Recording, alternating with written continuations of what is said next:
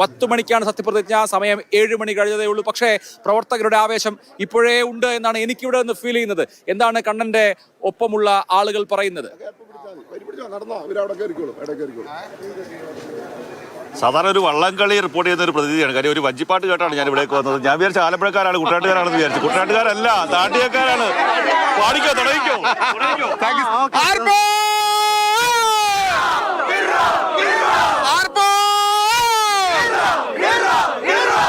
Team UDF തോറ്റുപോയാൽ വനവാസമെന്നു ചൊല്ലി അഭിഷേകത്തിനായി സതീശൻ വന്നേ.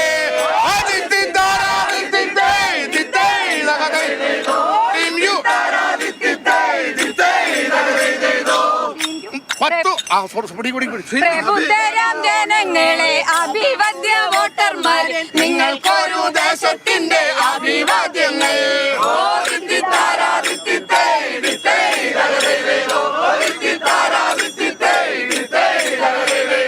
മുഷ്കുമുത്ത മുഖ്യമന്ത്രി 10 വർഷം ആണ് നാട്ടിൽ, ജനകീയ മുഖ്യനുള്ള ഉദയം കൊണ്ടേ.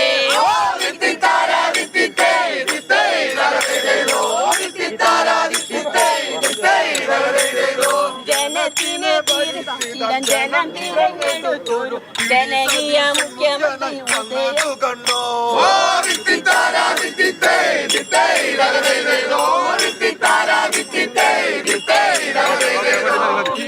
അഭിലാഷം, ഇതാണ് വഞ്ചിപ്പാട്ട് പാടി ആർപ്പ് വിളിച്ച് ഓരോ ആൾക്കാരും എത്തുകയാണ്. കഴിഞ്ഞ 10 വർഷമായി അവർ കാത്തിരുന്ന ഒരു ദിവസമാണ്.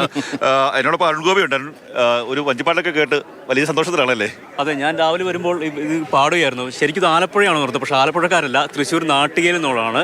രാവിലെ 6 മണിക്ക് നമ്മൾ ഈ സെക്രട്ടേറിയറ്റിന്റെ ഫ്രണ്ടിലുള്ള ഗേറ്റിൽ കൂടെ കടക്കുമ്പോൾ തന്നെ നീണ്ട ക്യൂ ആണ്. അത്രത്തോളം ജനബാഹുല്യമാണ്. ഒരിക്കൽ വടക്കൻ കേരളത്തിൽ നടക്കും രാവിലെ പ്രവർത്തനം ഇങ്ങോട്ട് ഒഴുകിയെത്തുകയാണ്. 10 വർഷം നീണ്ടു നിന്ന ഒരു വിസ്മയമാണ് ഇന്ന് ഇവിടെ വന്നിരിക്കുന്നത്. അതുകൊണ്ട് തന്നെ വനവാസമല്ല, വിസ്മയമാണ്, വനവാസമല്ല. അത് തന്നെയാണ് ഈ പാട്ടിൽ ഇവർ പാടുന്നത്.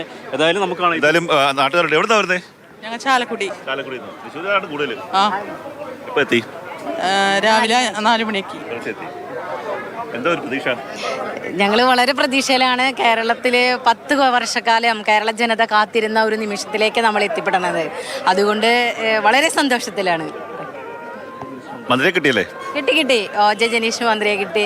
തൊട്ടടുത്ത് റോജി എം ജോണിനെ കിട്ടി. ഞങ്ങൾ വളരെ സന്തോഷത്തിലാണ്. മന്ത്രി ഇല്ലാത്ത ജില്ലകളും ഉണ്ട്, പക്ഷെ നിങ്ങൾക്ക് എവിടെ വരുന്നേ? എന്താ ഒരു പ്രതീക്ഷ? സന്തോഷത്തിലാണോ? സന്തോഷത്തിലാണ് ഞങ്ങൾ എല്ലാവരും. നേരത്തെ തന്നെ എത്തിയോ? നേരത്തെ എത്തി. ഞാൻ ഇന്നലെ രാത്രിയിലൊക്കെ തന്നെ തമ്പാനൂർ റെയിൽവേ സ്റ്റേഷനിൽ പോയിരുന്നു. ആ സമയത്ത് പല ആൾക്കാർ അവിടെ ഇരുന്നുറങ്ങുന്ന ആൾക്കാർ, അവിടെ കിടന്നുറങ്ങുന്ന ആൾക്കാർ, അങ്ങനെ ഒരു കാഴ്ച ആറ്റുകാൽ പൊങ്കാല സമയത്താണ് നമ്മൾ കാണാറുള്ളത്. അതിന് സമാനമായ രീതിയിൽ ഈ ഹോട്ടലുകളിൽ മുറിയൊന്നും കിട്ടാത്ത ഒരു സ്ഥിതിയുണ്ട്. ആ സ്ഥിതിക്ക് എവിടെയെങ്കിലും കിടന്നുറങ്ങി രാവിലെ 6 മണിക്കോ 5 മണിക്കോ ഒക്കെ തന്നെ മുമ്പേ എത്തി ഈ തീർച്ചയായിട്ടും കണ്ണൻ, UDF പ്രവർത്തകരെ സംബന്ധിച്ച് ഇതാണ് അവരുടെ വലിയ പൊങ്കാല.